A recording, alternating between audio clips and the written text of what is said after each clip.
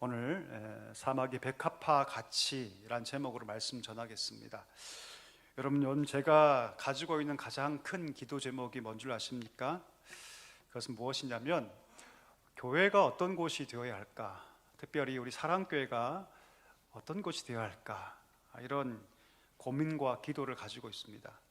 한번 여쭙고 싶습니다. 여러분, 교회는 어떤 곳이 되어야 할까요? 우리가 오늘도 교회에 나와서 예배를 드리고 있고 교회 안에서 함께 신앙생활을 하고 있습니다. 여러분, 교회는 단순히 모이는 수준을 뛰어넘어야 합니다. 아멘이십니까? 교회는 여러분 그냥 모이는 것에 만족해서는 절대 안 됩니다.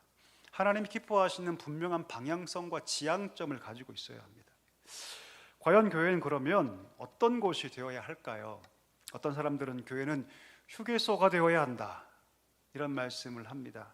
우리가 인생을 여행으로 비유할 때 여행 가다 보면 여러분 중간중간에 휴게소를 들리지 않습니까? 휴게소 가서 뭐 합니까? 호두과자 사 먹고 떡꼬치 사 먹고 그러면서 우리가 쉬지 않습니까? 우리 지친 몸과 마음과 우리 모든 것들 좀 쉴 수 있는 곳, 이것이 휴게소입니다. 인생이란 참 힘든 거 아닙니까? 힘든 인생길인데 반드시 거기에는 뭐가 필요하냐면 여러분, 쉼이 필요합니다. 저희 집이 울산인데 여러분 한 번도 쉬지 않으면 안 막히면 한 5시간 반 정도 걸립니다. 그럼 제가 쉴까요, 안 쉴까요? 제가 한 번도 쉬지 않고 간 적이 없습니다.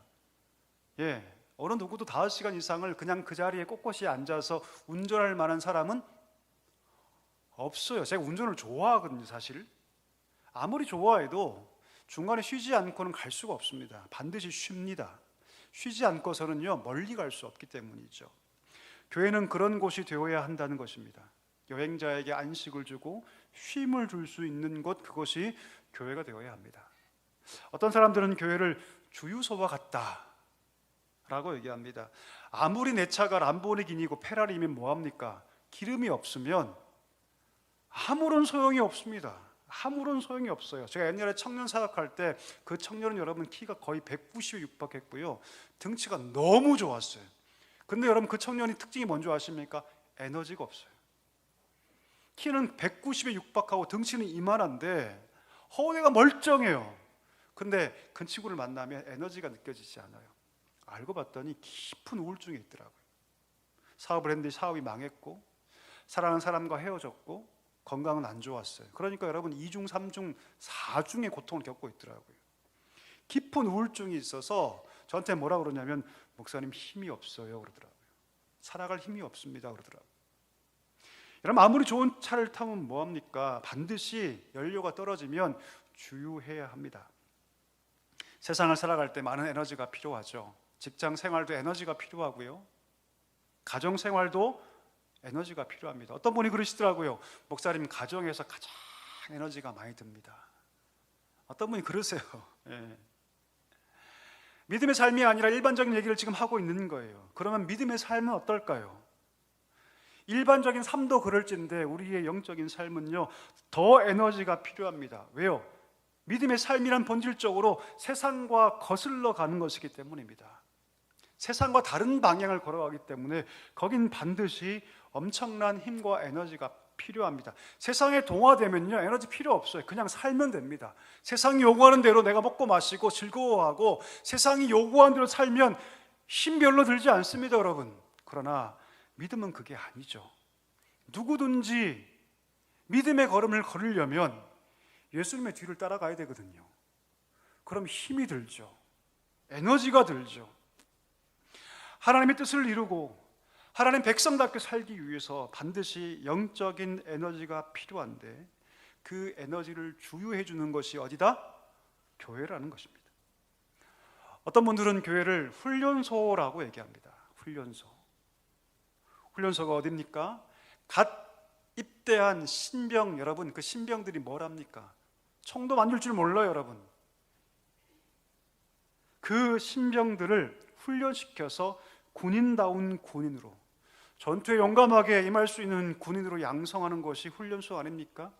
성경이 뭐라고 얘기하냐면 우리 모든 삶이, 이 세상이 영적인 전투다라고 얘기합니다. 영적인 전투다. 그래서 성도는 늘 대적이 있다. 그 대적과 싸우는 영적인 군사, 영적인 정병들로 우리는 서야 된다는 것이죠. 말씀 한번 읽어볼까요? 디모데후서 2장 3절 말씀 같이 읽겠습니다. 너는 그리스도 예수의 좋은 병사로 나와 함께 고난을 받으라. 아멘. 뭐라고 말씀하십니까? 너희 모두가 좋은 병사가 되기를 바란다. 이게 하나님의 뜻이에요. 세상은 사실 여러분 동화되기 시작하면 싸울 필요도 없이 그냥 흘러가면 끝이지만, 그러나 믿음으로 산다고 치면 기꺼이 고난을 감내하며 그 모든 것과 싸워 이기며 하나님은 우리에게 승리자로 살아라 말씀하고 있다는 것이죠. 한번 물어보겠습니다. 그러면 좋은 군사는 그냥 될까요? 군대 갔다 오신 분들 계시죠? 저도 군대를 갔다 왔습니다. 만기 제대했습니다, 여러분. 자, 그러면 여러분 처음에 아무것도 모르는 이등병이 그냥 가만히 군대 밥 먹고 막사에 살고 그러면 잘 됩니까? 군사가 됩니까? 아니요. 철저하게 훈련시킵니다. 철저하게 훈련의 과정을 거친 자만이 군사가 됩니다. 여러분, 사람의 삶은요 습관이 좌우합니다. 그런 말 많이 들으시죠? 습관이 그 인생을 결정한다고. 내가 누군가에게, 우리 자녀에게 좋은 영향을 끼치고 된소리 쓴소리 악한 말이 아니라 내가 말 한마디라도 내가 누군가에게 좋은 영향을 끼치는 사람이 되고 싶으시면 훈련하셔야 돼요. 훈련받지 않으면 내 안에 있는 것들이 그냥 튀어나옵니다. 꼭 기억하셔야 돼요, 여러분. 내가 믿음으로 살려면 믿음의 훈련을 하셔야 되고요. 목사님, 저 기도하고 싶어요. 기도가 잘 안 돼요. 그러면 여러분 기도의 훈련을 하셔야 됩니다. 말씀이 내 삶을 인도하게끔 하고 싶으시면 말씀의 훈련을 하셔야 됩니다. 훈련받지 않는 것은 결코 우리 삶에 드러나지 않습니다. 지금 내가 어떤 것을 지속적으로 하고 있다는 것은 그것에 훈련된 거예요, 여러분. 훈련받지 않으면 절대로 내 삶에 발현되지 않습니다. 좋은 군사가 된다는 것은 반드시 어떤 과정이 전제되냐면 훈련이라는 과정이 전제됩니다. 아무리 직분을 줘도 여러분 그 직분으로 살 수 없어요. 아무리 목사에 내가 임직을 받아도 훈련받지 않으면 평생 타이틀은 목사로 살아갈 수는 있겠지만, 그러나 그는 제대로 살 수 없습니다. 왜요? 훈련받지 않았거든요. 오늘 주님께서 뭐라 말씀하십니까? 온 세상이 영적 전투의 현장인데 그 속에서 너희가 영적 군사로 세워져야 한다. 그러면 그 훈련을 감당하는 곳이 교회가 되어야 한다. 그렇게 말씀하고 있다는 것이죠. 이 세 가지 비유 여러분 동의하십니까? 휴게소가 되어야 하고, 또 뭡니까? 주유소가 되어야 하고, 훈련소가 되어야 한다. 사실 이 세 가지 비유를 하나로 정리하면 이거예요. 교회는 회복되고 충전되고 힘을 공급받아서 다시금 세상으로 가는 것이다. 아멘이십니까? 예, 교회는 여러분 모이기만을 위해서 존재하는 것이 아닙니다. 늘 교회는 모이기를 위해서 힘쓰죠. 그 맞는 말입니다. 하지만 그게 전부가 아니에요. 교회는 여러분 모이기만을 위해서 있는 것이 아니라 세상으로 나아가기 위해서 있는 것입니다. 세상살이 힘든 영혼들이 교회에 와서 하나님의 위로와 소망을 경험하고 힘을 얻고 삶으로 나아가는 것이죠. 세상을 살다가 에너지가 고갈되고 힘이 빠져서 더 이상 살 수 없을 때 교회에 와서 하늘의 에너지를 공급받아서 세상에 나아가서 믿음의 삶을 그 달리기를 하는 것. 훈련소와 같은 교회에서 영적으로 훈련받아서 강한 그리스도의 군사가 되어서 세상에 동화되고 세상의 물결에 이리 휩쓸리고 저리 휩쓸려 아무런 에너지가 필요 없는 그런 삶을 사는 것이 아니라 세상과 역행하며 우리 예수님의 뒤를 따라 걸어가 승리자로 사는 것. 말씀하신 그대로 거룩한 소금으로서 거룩한 빛이 되어서 이 세상을 밝게 하고 세상의 모든 어두움을 정화시켜 나아가는 것, 그것이 교회인 줄 믿습니다. 여러분, 그것이 교회의 존재의 목적입니다. 그냥 우리가 이곳에 모여서 천년만년 살기 위해서 우리가 모이는 것이 아니죠. 자, 그런 면에서 여러분 우리가 마치 교회는 뭐와 같다? 변화산과 같습니다. 한번 따라할까요? 교회는 변화산과 같다. 예수님께서 세 명의 제자를 변화산에 데리고 올라가시죠. 베드로와 야고보, 요한을 데리고 올라가십니다. 올라가실 때 예수님께서 갑자기 영광스러운 모습으로 변화되세요. 어떤 분이 그러시더라고요. 목사님, 그건 어떤 모습입니까? 저한테 묻지 마세요. 그럼 전 본 적이 없습니다. 뭔진 모르겠지만 이 땅에서, 이 지구상에서 한 번도 보지 못한 가장 영광스러운 모습이었던 것은 분명했던 것 같아요. 베드로가 황홀경에 빠지죠. 그리고 베드로가 뭐라고 얘기합니까? 주님, 우리가 여기 있는 곳이 너무 좋습니다. 그러니 내가 초막셋을 짓고 싶은데, 하나는 예수님을 위해서, 하나는 모세를 위해서, 하나는 엘리야를 위해서 내가 초막셋을 짓고 싶습니다. 아마도 베드로는 여러분, 이 땅에서, 이 지구상에서 한 번도 경험하지 못한 가장 신비로운 경험을 했던 것 같습니다. 그리고 그곳에 오래 머물고 싶었던 것 같아요. 베드로의 이 말에 예수님께서 어떻게 답하십니까? 그래, 좋지, 천국 같지, 우리 여기서 함께 잘 지내보자 라고 말씀하십니까? 아니에요. 만약 예수님의 목적이 제자들에게 영적 황홀경을 주는 것이라면 계속 그 산 위에 있었겠죠. 그러나 예수님은 곧바로 제자들을 데리고 산에서 내려오십니다. 그 산 아래 어떤 상황이 펼쳐져 있었습니까? 한 아이가 귀신 들려서 자기 몸을 자해하고 때로는 자신의 몸을 불에 던지고 물에 던지는 그런 상황이 펼쳐져 있었어요.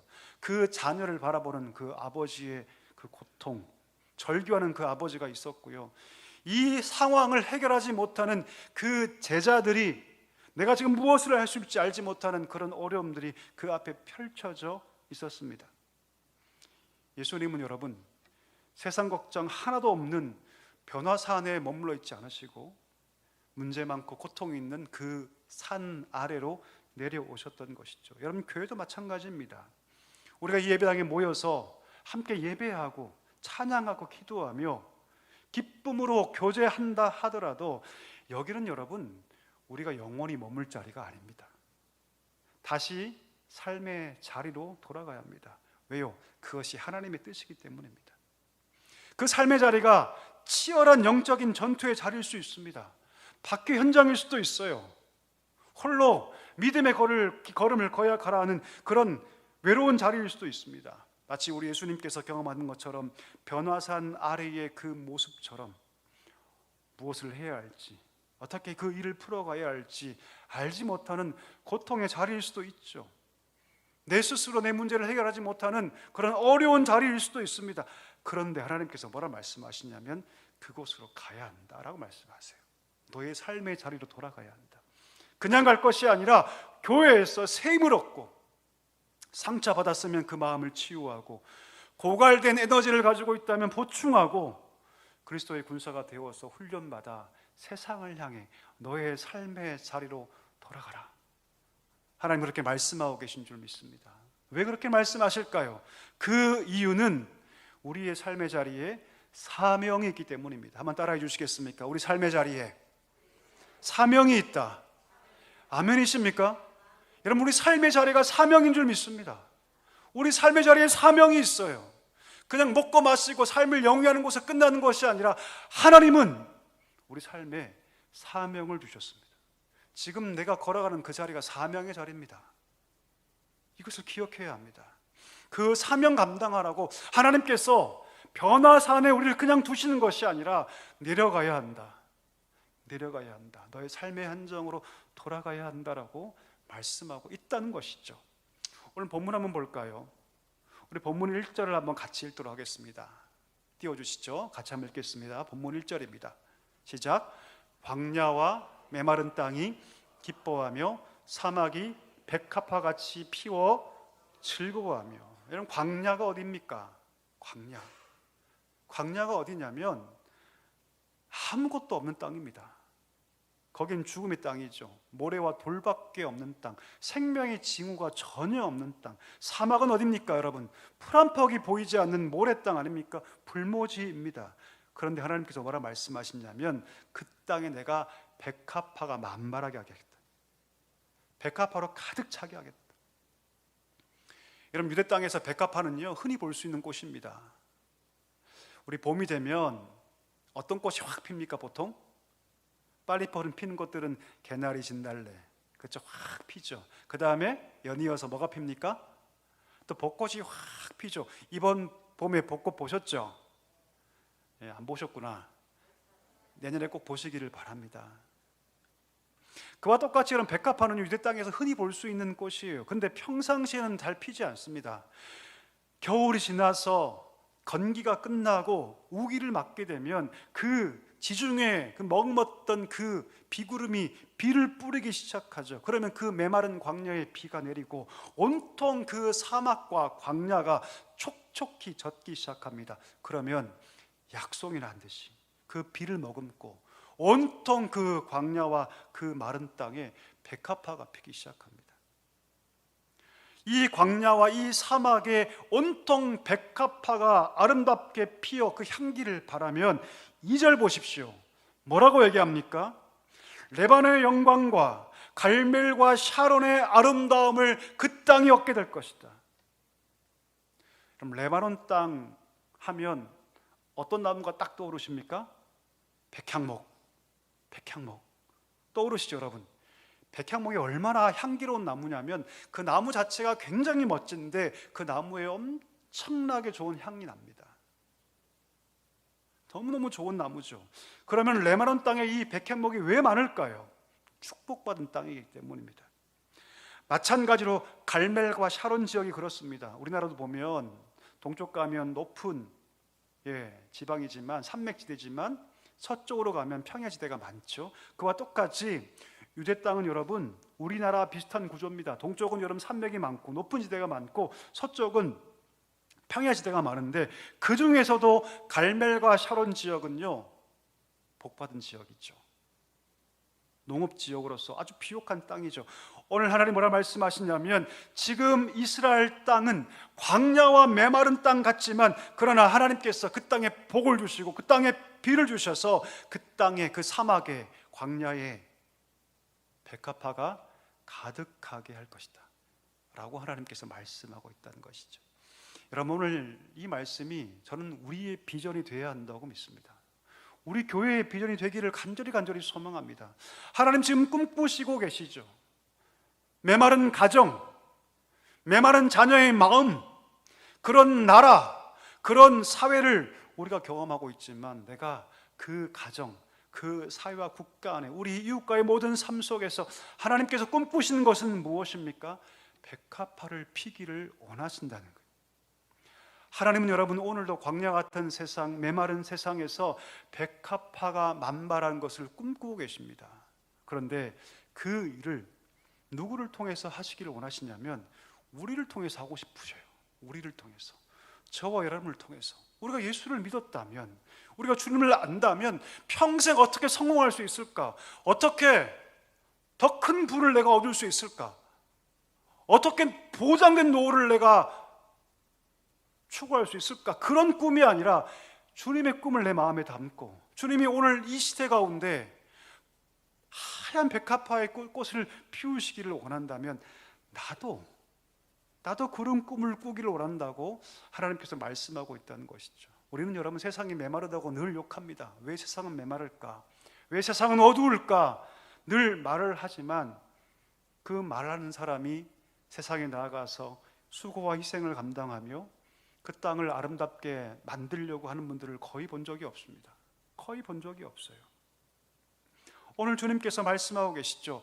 너희 한 명 한 명을 통해서 이 광야와 사막 안에 내가 백합화를 피고 싶다고 말씀하고 있다는 것이죠. 어떤 분은 그렇게 말씀하세요. 목사님, 내 한 명도 건사하기 힘든데 내가 아무리 봐도 내 안에는 그 백합화를 피워낼 능력이 없는데 어떻게 내가 광야 같은 세상에 나아가서 그 백합화를 피울 수 있나요? 그렇게 말씀하는 분들이 계십니다. 여러분, 우리 안에 백합화를 피울 능력이 있습니까? 없습니까? 있습니까? 없습니까? 있는 분들은 대단한 분들이에요, 여러분. 없어요. 없습니다. 여러분, 사막 자체에 꽃을 피울 능력이 있습니까? 없습니까? 없죠. 광야에 그 힘이 있습니까? 없습니까? 없습니다. 그러면 왜 꽃이 핍니까? 그 광야에 비가 내렸기 때문입니다. 하늘에서 비가 흡족하게 내렸기 때문입니다. 충분한 물이 공급되면 메마른 것 같이 보였던 광야도 우리 자녀의 마음도, 우리 부모님의 마음도 거기에 비가 내리면 거기에 백합화가 핀다는 거예요, 여러분. 우리가 아니에요. 나를 통해서가 아니라 비의 근원 되시고 생명의 근원 되신 그리스도를 그들이 만날 때 여러분, 그들이 백합화가 된다는 것입니다. 여러분, 우리가 백합화입니다. 아멘이시죠? 예, 아멘 안 되시는군요. 저와 여러분이 백합화예요. 여러분 다 꽃들이에요, 여러분. 우리가 백합화입니다. 우리가 왜 백합화가 되었습니까? 하나님의 은혜를 경험했기 때문에, 이 세상 가운데 그리스도를 만났기 때문에 백합화가 된 것이 아닙니까? 우리가 할 일은 너무나 간단하죠. 우리가 아니라 저들이, 우리 자녀가, 우리의 부모님이, 우리 이웃과 친구가 우리를 만나는 것이 아니라 저들이 그리스도를 만날 때 생명의 비를 그들이 경험하게 되고 그 생명의 비를 따라서 저들이 백합화가 된다는 것입니다. 이것이 우리의 사명이 되어야 합니다. 우리가 왜 예수를 믿게 되었습니까? 성공해서 부자 되고 좋은 차 타고 좋은 집에 살며 평생 떵떵거리며 아무런 걱정 없이 살라고 주님께서 우리를 불러주셨습니까? 그건 여러분 세상이 추구하는 거잖아요. 내가 죽을 때까지 그런 꿈밖에 꾸지 못한다, 그 성도가 아닙니다, 여러분. 스스로 의심해야 합니다. 내가 30년, 40년 그렇게 살아왔는데 이게 진짜 주님의 꿈인가? 진짜 이것이 나를 향한 주님의 소명인가? 이것을 여러분 돌아봐야 한다는 것이죠. 주님 앞에 서는 그날 주님 물으실 거예요. 내가 너를 구원했고 내가 너를 내 백성 삼았고 평생 너에게 내가 믿음 주어서 살게 했는데 너 무엇 하다 왔니? 분명히 물으실 거라고요, 주님께서. 주님, 내가 평생 잘 먹고 잘 살기 위해서 그렇게 살다 왔습니다. 그것이 우리가 해야 할 고백일까요? 아니라는 것이죠. 여러분, 주님의 꿈이 우리 꿈이 되어야 합니다. 오늘 주님의 꿈은 무엇입니까? 나를 통해서 광야와 사막 같은 땅에 백합화를 피우고 싶다. 이것이 주님의 꿈이라는 것이죠. 힘들면 교회 와서 위로함을 얻어라. 충전이 필요하고 주유가 필요하면 내가 거룩한 기름을 줄 테니 주유해서 충전받아서 훈련받아서 세상으로 나가 광야와 사막 같은 너희 자녀들, 너희 가정, 회사의 동료들, 우리 이후의 삶 속에서 백합화를 피라고 하나님께서 말씀하고 있다는 것이죠. 세상에 성공한 사람들은 넘쳐납니다. 서울대 다니고 유학 갔다 와서 최고의 자리에 엄청난 일들을 한 사람들 엄청나게 많죠, 여러분. 주님이 그들을 기뻐하실까요? 아니요, 그렇지 않습니다. 내가 가진 건 별로 없어도 내가 있는 그 지금 자리에, 삶의 자리에서 한 사람이라도 내가 저를 하나님 앞에서 아름답게 핀 백합화처럼 내가 세우리라, 이 꿈을 가지고 오늘을 살아가는 자를 하나님께서 기쁘게 받으신다는 것입니다. 우리의 자녀들 어떻습니까? 여러분, 그들이 지금 백합화입니까? 아니면 세상에 동화되어 그냥 살고 있습니까? 여러분, 정말 즐거운 건 뭡니까? 그들이 성공하고 부자 되어서 좋은 대학 가는 것이 기쁨입니까? 아니면 주 예수를 경외하고 믿음으로 사는 것이 진짜 여러분의 기쁨이십니까? 여러분, 무엇에 지금 반응하고 계십니까? 우리 자녀가 예수를 믿지 않고 세상 길로 나아가는 것에 아무런 도전받지 못하면서도 성공하고 부자 되고 돈 많이 버는 것에 내가 더 반응하고 있다면 우리 회개해야 합니다, 여러분. 하나님은 우리를 통해서 광야 같은 우리 자녀의 삶, 우리 가정 안에 하나님께서는 백합화를 피우고 싶으시다는 것을 꼭 기억할 수 있게 되기를 간절히 소망합니다. 말씀을 정리하기를 원합니다. 여러분, 우리는 주님 만나서 백합화가 되었습니다. 그렇다면 우리는 광야 같은 세상으로 나아가 우리의 자녀들, 우리의 가정, 우리의 부모님들, 우리가 만나는 이웃과 친구들, 그들이 백합화되도록 참 생명의 비 되신 그리스도를 만나도록 우리가 힘써야 할 줄 믿습니다. 그러면 우리를 통해서 그들이 피어나게 될 것이고 온 땅은 오늘 말씀 그대로 백합화가 만발하여 세상이 그리스도의 향기로 가득 차게 될 줄 믿습니다. 이 은혜와 복이 여러분의 가정에, 삶의 자리에 충만케 되기를 주의 이름으로 간절히 축원합니다.